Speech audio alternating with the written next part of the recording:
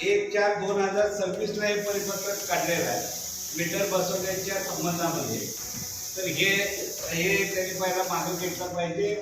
राजस्थानमध्ये स्मार्ट म्हणतो जसं तिथं प्रीपेड रिचार्ज हे इलेक्ट्रिसिटी चेक मारायची सुरुवात केली. मात्र नागरिकांचा खूप मोठ्या प्रमाणात रोष यायला लागला.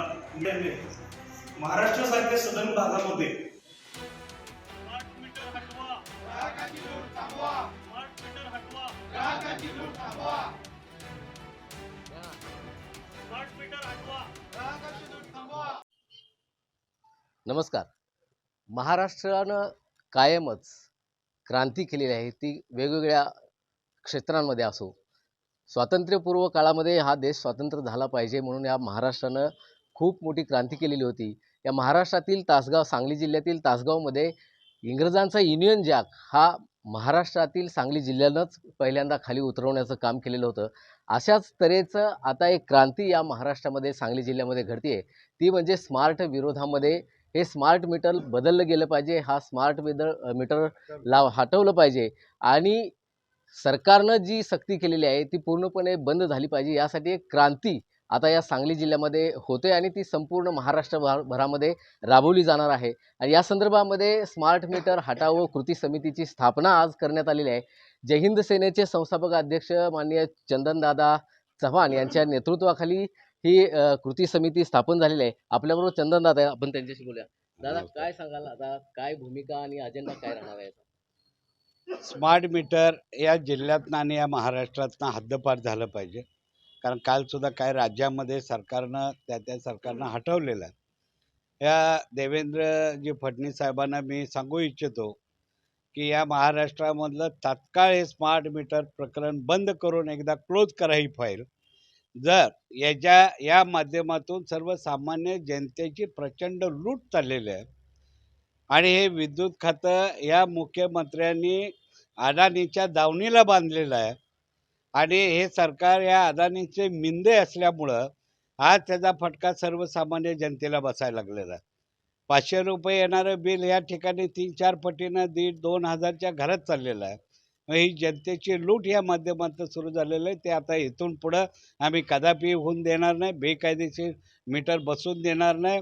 नजीकच्या कालावधीमध्ये ही सगळी मीटर जसे आता बोरिवली वगैरे या परिसरामध्ये जसे लोकांनी काढून फोडून टाकले, तसाच उद्योग या जिल्ह्यामध्ये आम्ही केल्याशिवाय राहणार नाही. आणि मी जनतेला या वीज ग्राहकांना आवाहन करू इच्छितो की स्मार्ट मीटरच्या बाबतीत जर कोण सक्ती करत असेल तर कृती समितीचे संपर्क साधा. विद्युत ग्राहक कलम 171च्या नुसार त्यांना याचा स्मार्ट मीटर लावण्याचा विनापरवाना बिलकुल अधिकार नाही आहे. असे जर कोण करत असतील तर कृती समिती अशा लोकांचा गणपती करून संबंधित पोलीस स्टेशनला यांना आम्ही उचलून नेऊन त्यांच्यावरती कायदेशीर कारवाई करायला आम्ही भाग पाडू. एकीकडं मुख्यमंत्री सांगतायत की हे स्मार्ट मीटर बसवण्याची सक्ती नाही आणि दुसऱ्या बाजूला तेच मुख्यमंत्री या अधिकाऱ्यांना माध्यमात सक्ती करतायत. याबद्दल काय वाटतं? हे फडणवीस साहेबांचा दुतोंडीपणा या महाराष्ट्रात नव्हे तर संबंध देशाला अभिप्रेत झालेला आहे आणि यांच्या अशा वागण्यानं कुठलंही खातं डिपार्टमेंट असं राहिलेलं नाही की त्याच्यामध्ये जनतेची लूट होत नाही. पण ह्या वीजच्या माध्यमातून प्रचंड लूट जी चाललेली आहे. तुम्ही एका ठिकाणी विधानसभेमध्ये सांगता हे सक्ती नाही, कायद्यामध्ये तरतुदी सक्ती करायची नाही आणि मग तुम्ही खाली इथं तुमच्या संबंधित अधिकाऱ्यांना ऑफिशियली गोपनीय परिपत्रकं देऊन जर अशा पद्धतीनं कामाला लावत असला आणि जनतेला वेठीस धरण्याचा उद्योग करत असला तर तो आम्ही या जिल्ह्यामधनं हाणून पाडू, एवढंच मी जनतेला आश्वासन देऊ शकतो. आज कृती समितीची स्थापना झालेली आहे. काय पुढची भूमिका काय राहणार आहे? आंदोलनाची भूमिका आहे का? आणि हे फक्त सांगली जिल्ह्यापुरतं मर्यादित राहणार आहे की संपूर्ण महाराष्ट्रभरामध्ये? म्हणजे आता सध्या तर आम्ही पहिला ह्या सांगली जिल्ह्यातल्या वीज ग्राहकांना आम्ही न्याय मिळवून देणार आहोत. पूर्णपणे हे स्मार्ट मीटर आम्ही बंद करण्याचा संकल्प केलेला आहे आणि त्यानंतर मग राज्यभराचा विचार केला जाईल. पण ह्या आंदोलनाची दिशा ठरवत असताना सर्व राजकीय पक्ष, सर्व संघटना, समित्या, सामाजिक कार्यकर्ते हे सगळे आम्हाला मोठ्या प्रमाणात जॉईन व्हायला लागलेले आहेत कारण हा स्मार्ट मीटरचा विषय प्रत्येक महिन्याला लोकांचं घर उद्ध्वस्त करणार आहे. आणि म्हणून हे आम्हाला हाणून पाडायसाठी आज हे एवढे सगळे लोक एकत्रित आलेले आहेत. आणि ह्या माध्यमातून पहिला लोकशाहीनं लढा उभा राहील. लोकशाहीच्या लढ्यामध्ये जर न्याय नाही मिळाला तर हा कायदा ही कृती समितीचे अधिकारी हे पदाधिकारी हे हातात घेतल्याशिवाय राहणार नाही. नक्कीच आपल्याबरोबर आणखी काही पदाधिकारी आहेत, आपण त्यांच्याशी बोलणार. आपल्याबरोबर तोडकर साहेब आहेत. काय सांगाल, कारण जसा याचा फटका ग्राहकांना बसणार आहे, तसा ते कर्मचारी जे काही मीटर रिडिंगसाठी येतात तेही बेरोजगार होणार आहेत. जे मीटर रिडिंगसाठी कर्मचारी महापालिका MSEBचे येतात ते सुमारे 20,000 कर्मचारी बेरोजगार होणार आहेत. आणि आता जे स्मार्ट मीटर बसवा येतात ते कर्मचारी MSEBचे नाहीत, ते कॉन्ट्रॅक्टरचे आहेत. त्यामुळे त्या कॉन्ट्रॅक्टरच्या माणसाला जर आपण अडवलं तर तो काय आपल्यावर फौजदारी होऊ शकत नाही त्यांच्याकडून. आपण त्यांच्यावर फौजदारी करू शकतो. आणि तो जर महापालिका MSEBचा कर्मचारी आला तर त्यात आयडेंटिटी पाहिजे. आणि दुसरी गोष्ट म्हणजे भाजप सरकार काय चाललंय, आत्ता अंबानीनं जे सगळे कॉन्ट्रॅक्ट द्यायला लागलेत, अगदी नाशिकच्या कुंभमेळ्याचे कॉन्ट्रॅक्ट सुद्धा त्यांना दिलेले आहेत.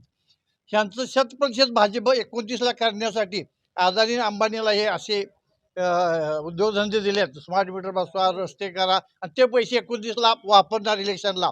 आणि 100% भाजप करायचा हा भाजपचा डाव आहे.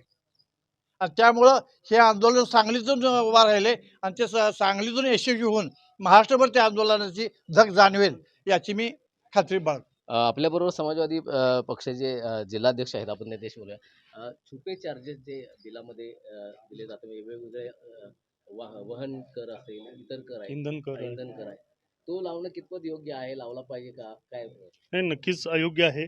कारण की वीज ग्राहकांना गेल्या 20 वर्षापासून विजेचे दर प्रत्येक वर्षी वाढताना दिसत आहेत. आणि इतर राज्यांशी तुलना केली, दिल्ली असेल किंवा राजस्थान असेल, त्यांच्यापेक्षा महाराष्ट्राचा विजेचा दर हा प्रति युनिट तिप्पट चौपट आहे. त्यामुळं वीज ग्राहकांची लूट MSEB या माध्यमातून करत आहे. वेगवेगळे ट्रान्समिशन चार्जेस असतील किंवा इंधन कर असतील, असे वेगवेगळे कर लावून गळचेपी करत आहे. आणि या स्मार्ट मीटर विरोधी जवळपास महाराष्ट्र राज्यातून 5 लाख लेखी तक्रारी आलेल्या आहेत. आणि असे कितीतरी असंख्य लोक आहेत ज्यांनी अजून तक्रार केलेली नाही, पण त्यांना या स्मार्ट मीटरमुळे बिलं वाढून येत आहेत. त्यामुळं आम्ही स्मार्ट मीटर विरोधी कृती समितीतर्फे सर्वप्रथम सांगली जिल्ह्यात हे आंदोलनासाठी पुढाकार घेतलेला आहे. जय हिंद सेनेचे संस्थापक अध्यक्ष चंदनदादा चव्हाण यांच्या नेतृत्वाखाली आज कृती समिती स्थापन झालेली आहे. एक पहिलीच मीटिंग आमची आज संपन्न झालेली आहे व येत्या काही दिवसात आम्ही मोठं जन आंदोलन या कृती समितीतर्फे या जिल्ह्यामध्ये उभारू. त्याचबरोबर जिल्ह्यात यशस्वी झाल्यानंतर पूर्ण राज्यात देखील आम्ही आंदोलन निश्चितपणे उभारू. नक्कीच या निमित्तानं महाराष्ट्रामध्ये सांगली जिल्ह्यामध्ये ही सुरुवात आता झालेली आहे, कारण स्मार्ट मीटरच्या माध्यमातून सरकार कुठंतरी ग्राहकांची गळचेपी करतंय, ग्राहकांना कुठंतरी लुटण्याचं काम या स्मार्ट मीटरच्या माध्यमातून सरकार करतंय. आणि हे कुठंतरी चुकीचं आहे. अदानी अंबानींचं मांडलिकत्व या शासनानं घेतलंय का, असा सवालही या निमित्तानं उपस्थित केला जातोय. आणि लवकरात लवकर महाराष्ट्रातल्या या सांगली जिल्ह्यामध्ये या स्मार्ट मीटर हटाऊ मोहीम या कृती समितीच्या माध्यमातून राबवली जाणार आहे. आणि ग्राहकांनीही या कृती समितीच्या माध्यमातून आपापल्या ज्या तक्रारी असतील त्या मांडाव्यात आणि त्यांच्या तक्रारींचं निरसन या ठिकाणी केलं जाईल, अशा तऱ्हेची भूमिका स्मार्ट मीटर हटाओ कृती समितीच्या वतीनं करण्यात आलेला आहे. इथून पुढच्या काळामध्ये हे आंदोलन संपूर्ण महाराष्ट्रामध्ये राबवण्याचा निर्णयही या निमित्तानं घेण्यात आला आहे. मोहन राजमाने, नवराष्ट्र न्यूज, सांगली.